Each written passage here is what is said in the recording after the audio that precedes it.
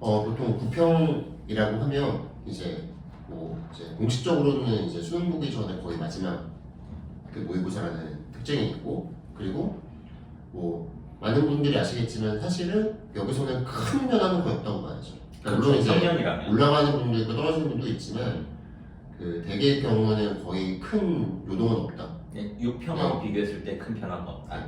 그리고 이제 놀랍게도 수능 성적과 거의 유사하다. 그렇죠. 그런 건데 이제 올해는 방금 얘기했던 부분이 전부 다 다를 거다라는 부분이 있어서 그게 이제 좀 어떻게 영향을 미칠 거냐, 그리고 학생들은 여기에 맞춰서 어떤 준비를 해야 될 거냐 정도죠. 물론 이제 예측이 되는 부분들은 많은 선생님들이 얘기를 해줬기 때문에 여러분들이 이제 평년과 다르게 굉장히 이상한 긴 그런 킬러 문제는 이미 이제 손에서 뗐을 거고, 그런 현명한 선택은 진즉에 했을 거라고 생각하고 그래서 이제 준비를 하고 있을 텐데, 이맘때 되면은 사실 이제 9평쯤 되면 애들 마음이 이제 시험이 점점 어떤 평가의 결과로서 나오는 그런 시험을 자꾸 이제 보다 보면 애들 마음이 좀 뭐랄까 떠요. 뜨죠. 네, 그게 이제 사실은 오히려 더 큰 문제일 수 있더라고요. 경험상으로 보면. 보통 이제 학교에서도 이제 이맘때쯤 되면 아마 얼마 전부터 이제 보통 대부분 학교가 그런 걸 할 텐데, 반에 왜 이제 학교 앞이나 뒤에 며칠 남았다고 좀 붙이지 않습니까? 진즉에 붙여서. 그건 보통 이제 100일 정도 붙이니까 아마 지금 이제 그거 두 단위 때문에 떨어졌을 거고, 보통 인간의 심리라는 것이 이제 그게 두 단위가 되면은 쫓기게 돼 있습니다. 네. 하루하루 이제 뭔가 짧아지니까요. 네. 근데 9평 이후에는 사실은 정리하는 단계지 네. 뭔가를 더하는 단계는 아니잖아요. 그래서 이제 지금 이 시점에서 딱 수능 보기 2달 전인데 그러면 이제 정리하는 단계로 들어가긴 해야 되는데, 평년이라면 1년에 준비했던 것을 이제 정리해서 수학하는 시기로 들어가야 되는데, 올해 같은 경우에는 이거 이제 방향 설정부터 다시 하는 일이 벌어져가지고 지금 좀 혼란을 겪고 있겠죠. 다들 열심히 하긴 열심히 하고 있는데 그래서 이제 마음이 좀 뜨다 보니까 요즘 이제 상담을 받다 보면 별의별 경우들이 많이 생겨요. 그래서 예를 들어서 이제 논술 수업하면 내가 논술 선생이라고 해도 이맘때 같은 경우에는 많은 조언 중에 하나가 9평이나 수능에 집중을 해라. 제발 논술로 대학을 꼭 가야 되겠으니까 이 무렵에 시간을 빼서 논술을 공부하는 걸 더 늘리면 안 되냐, 이런 얘기 하시는 분들이 있는데 굉장히 별로인 방법이에요. 맞습니다. 그러니까 지금 사실은 이제 임박한 학교가 성신여대, 홍익대, 연세대 그 정도가 있지 않습니까? 가톨릭대까지 4개 정도의 학교가 있는데, 그러니까 저도 사실 홍조 선생님이랑 똑같은 얘기를 합니다. 그러니까 그런 얘기를 들었을 때마다 그러니까 어지간하면 난 죽어도 연대를 꼭 가야겠다는 것이 아니면 지금은 9평과 수능에서 중요한 게 있다. 네, 이거는 뭐 객관적으로 봐도 정답이 정해져 있는 거죠. 시험을 막상 봐야 되는 경우에는 이제 마음에 쫓기면은 보통 이제 판단력이 흐려지죠. 계속해서 뭔가 다른 걸 하면은 지금의 불리함을 뭔가 만회할 수 있을 것 같고 이런 생각들을 하는데, 사실 전혀 그렇지 않죠. 그냥 9평을 준비할 때 우리가 이제 아까 이경규 선생님이 얘기했던 것처럼 6평하고 비교해서 거의 비슷하게 나오는 이유는 출제자가 거의 겹쳐지기 때문이고, 그 다음에 9평하고 수능이 진짜 비슷하게 나오는 이유는 더 출제자가 겹쳐지기 때문에 그런 건데, 지금 이제 불과 얼마 전 그러니까 8월 2일인가 3일날 이제 평가위원장이 선임이 된 상태잖아요. 그럼 그분이 이제 방향성 잡고 그 다음에 선생님들을 모아서 출제를 해야 되는데, 지금 이 시점, 그러니까 2주 정도 남긴 시점에서 지금 출제가 완료됐다는 얘기도 없고 이런 상태여서 지금 아마 출제 중일 거란 말이죠. 그런 상태라면 6평하고의 출제 위원들이 겹치는 게 아마 거의 없을 수도 있는 상황인 거죠. 아마 그럴 거예요. 평가위원장도 다르면 그 다음에 출제자들이 그때 문제가 있다라고 얘기가 나온 이상은 아마 바꿨을 공산이 큰데, 그러면 이제 6평에 봤던 시험은 이제 완전히 잊어버리는 것이 사실은 맞긴 하죠. 이제 그럼에도 불구하고 이제 수험생들 입장에서 어쨌든 이제 시험을 잘 보고 대비를 해야 되는 게 맞으니까, 그리고 실제 시험 문제와 갈 날이 사실 얼마 남지 않습니까? 그래서 좀 저희가 오늘 현실적인 조언을 해주면 좋을 것 같아서 이제 각 선생님들이 그런 한마디씩 해주시면 좋을 것 같습니다. 어떻게 생각하세요? 그렇죠. 일단은 마무리를 해야 되는데, 예년 같으면은 어떻게 하면 마무리가 되겠다라는 것도 다 예측이 된 상황이잖아요. 근데 지금은 뭐 마무리를 어떻게 해야 될지, 과연 나는 그야말로 킬러 문제가 안 나온다고 그러는데 그러면 기본 문제만 풀어야 되는지 아니면 조금 더 어려운 준 킬러 문제라고 있는데 그런 문제만 좀 풀어야 되는지 라는 것도 지금 감을 잡을 수가 없잖아요. 그래서 일단은 해왔던 대로 하는 게 가장 안전하지 않은가 라는 생각을 합니다. 사실 그 말이 정답이죠. 왜냐면 이게 방향을 바꾼다는 게 그렇게 쉬운 게 아니어서 방향을 트는 거 자체가 엄청난 사실 리스크를 걸고 가는 거예요. 그게 이제 공부하는 양 자체까지도 다 상관이 있기 때문에 그래서 시간이 굉장히 오래 걸리는 킬러 문제를 걸러내는 거 이외에는 1년 동안 해왔던 것에서 그렇게 크게 변화를 주는 것은 바람직하지 않아요.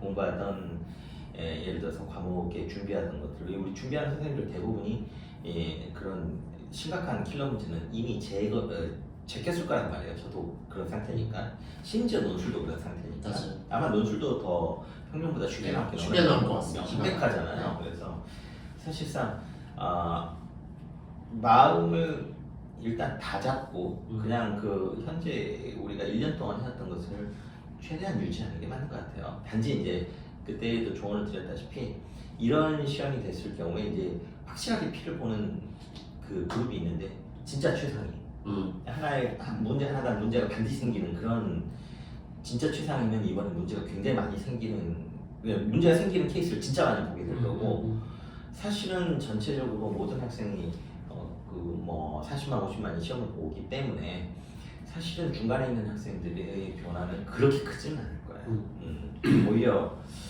떨어지는 애들도 있겠지만 오히려 이제 잘 나오는 애들도 생겨서 분명히 문제 그 손해를 본다라는 그런 기분 그렇게 많지는 않을 건데 진짜 최상위는 사실은 분명히 문제가 생길 거예요.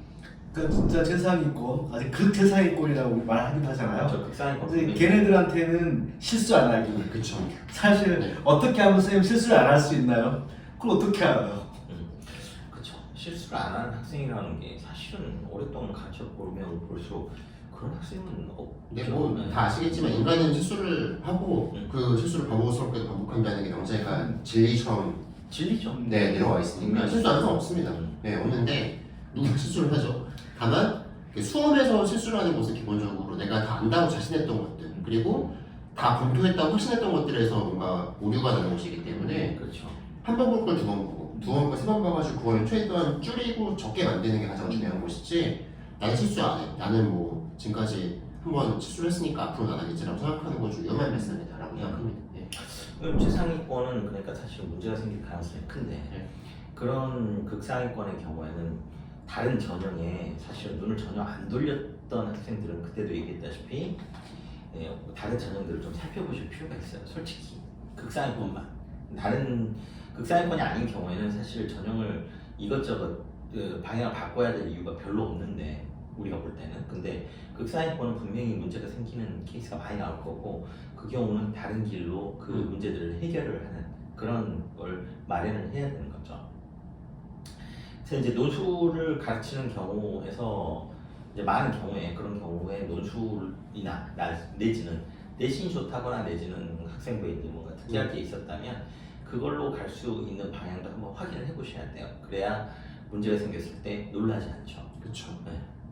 그래서 이제 그 말씀과 연계해서 조금 더 보충을 드리면 이제 약간의 하한선과 이제 상한선을 좀 정하시는 게 좋을 것 같아요. 그러니까 이게 물론 지금 해봐야지 정할 수가 없죠. 왜냐면 시험 보기 전이니까. 그렇죠. 근데 이제 국형이 사실은 이제 얼마 남지 않고 이게 올라갈 쯤에는 거의 비슷한 시기일 거기 때문에 내가 이 정도까지가 만족하겠다. 그리고 여기 가면 조금 좋겠다. 그리고 여기까지 조금 내가 좀 양이 안 차지만 다닐 수 있겠다 정도의 선을 갖고 계셔야 6개 카드를 이제 쓰실 때 당황하지 않습니다.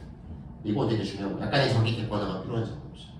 그러면 보통은 이제 최상위권 같은 경우는 그야말로 문제가 좀 쉬워지면 손해를 보잖아요. 그럼 혜택을 받는 그 학생들은 뭐 어느 정도 뭐 중위권? 중위권은 혜택을 좀 볼까요? 저는 혜택 말씀드릴 때 큰 변화는 없다고 생각하는데 올해는 혜택 볼 학생은 없죠. 왜냐면 그때도 설명했다시피 올해 반수생의 유입이 지금 어마어마하게 는 게 반수생들을 재수로 들어오는 길을 막는 것 중에 하나가 그 시간이 되게 오래 걸리는 킬러 문제였거든요. 근데 그걸 제거해버린다는 얘기를 듣고 대학생들이 지금 엄청나게 몰려들었단 말이죠. 그렇죠. 그럼 걔네들이 결국은 중위권에 있는 등급을 가져가고 그 다음에 수능이 제대로 자기 마음에 들게 안 나왔을 때는 그 등급을 가져가고 그냥 사라져 버린단 말이에요. 그러니까 중위권도 사실은 덕을 볼 건 별로 없을 것 같아요. 저도 그 생각합니다.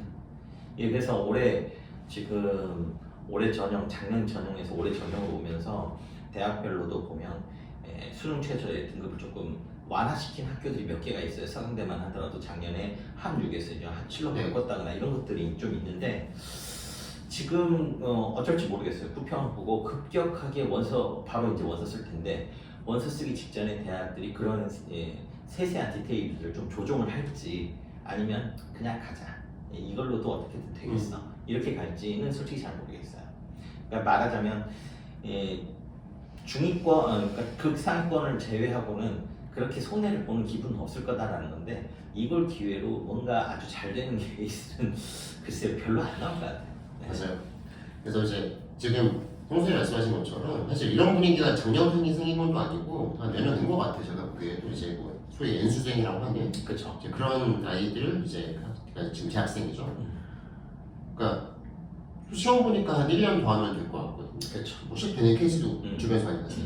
그러니까 이제 그런 문화가 최근 한 5년, 6년 정도부터 많이 이제 그 기류가 형성이 되고 특히 최근 한 2, 3년 동안은 그렇게 더 많이 훨씬 더 유입이 됐거든요. 근데 아마 올해는 더 그게 심할 것이다라고 예측을 해볼 수밖에 없는 게 문제가 이렇게 돼버리면 아니 뭐 더 쉽게 나온다는데 그럼 또 내가 지금까지 채용돼 있는데 한번 하면은 더 그렇죠. 당연히 더 좋은 데 갈 수 있는 거 아니야? 라는 네. 문화가 더 강할 수밖에 없고 그러니까 이제 얘기한 대로 최근 2, 3년 동안 사실 코로나가 있었기 때문에 애들이 집에만 있었거든요. 물론 집에 있어서 다 공부한다는 건 아니지만 알다시피 집에 있으면 이제 다 게임을 하죠. 근데 그 중에 어떤 학생들은 그래도 이제 좀 준비를 해가지고 아니 대학에 합격하긴 했는데 대학에 가본 적도 없고 코로나가 온라인으로 수업하다가 그냥 시험이나 한 번 더 볼까? 이런 구조로 가서 이제 반수형이 엄청나게 늘었던 게 분위기였는데 올해는 폭발적으로 늘었어요. 사실은 필러 문제 없앴다라고 하는 것이 여러 가지 영향을 미친 것 중에 하나 그거죠. 그래서 중상위권의 지금 등급이 많이 없어질 거는 예상이 좀 돼져요. 걔네들이 다 가져갈 거예요. 가져가고 심지어 그걸로 대학을 진학하지도 않을 거기 때문에 분명히 에러가 생기는 부분 분명히 생길 거란 말이죠. 그래서 근데 이제 그게 아주 클 거냐 엄청나게 그냥 2등급, 3등급, 4등급 다 없어질 거냐 그런 건 아닌 것 같고 우리 생각에는 아마 재학생들이 그 등급들을 따는 것이 더 어려워질 부분은 분명히 있을 거다. 그래서 해석하게도 어떤 선생님한테 물어봐도 야 이러이러해서 이런 조건에 들어있는 재학생들이 유리할 거야 라고 얘기하는 선생님은 틀림없이 못 만날 거예요. 그렇죠. 왜냐면 모든 게 지금 다 불확실하잖아요. 네. 불확실한 상황에서 무엇인가를 딱 전제를 놓고 판단하기에는 너무나 많은 이원 부담감이 따른다는 거죠. 그렇죠. 그러면 지금 재학생들의 관심은 아마도 좀 정시보다는 수시에 좀 모아져 있겠죠. 그렇죠. 옵션으로서 지금 수시를 검토하는 학생들이 확 는 건 맞아요. 네, 그러면 걔네들은 지금 수능 최저 학력을 충족하는 거에 대해서 굉장히 신경을 좀 쓰고 있을 거예요. 네.